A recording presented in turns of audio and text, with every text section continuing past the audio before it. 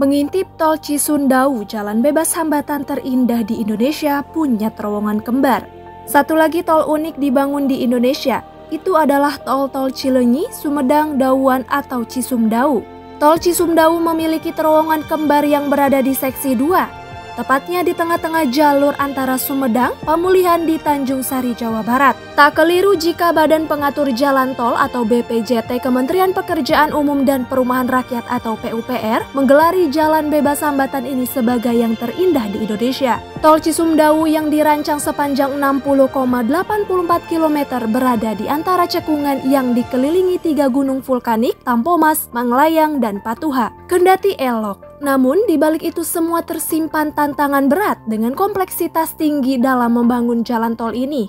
Betapa tidak, 150 insinyur dan tenaga konstruksi yang terlibat pekerjaan ini harus bekerja ekstra keras, menembus lembah dan membelah bukit, yang beberapa di antaranya merupakan sisa tanah vulkanis dari letusan Gunung Tampomas. Adapun terowongan kembar di tol ini memiliki panjang 472 meter dengan diameter 14 meter. Pengerjaan terowongan ini dipercayakan kepada kontraktor asal China, Metallurgy Corporation of China atau MCC, yang dibantu para insinyur dan tenaga konstruksi Indonesia.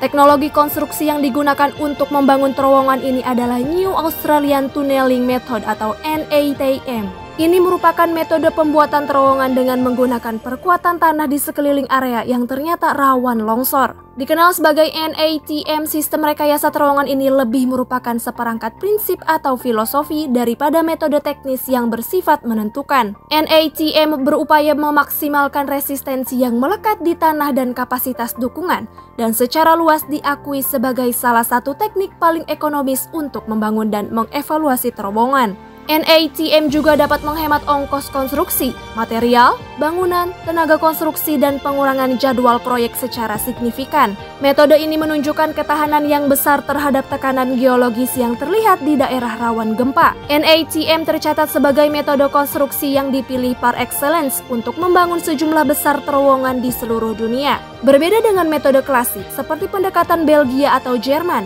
di mana terowongan secara dibangun tanpa membiarkannya berubah secara alami. NATM memungkinkan deformasi massa bantuan sebelum menstabilkan terowongan yang mengurangi jumlah bahan pendukung tambahan yang diperlukan.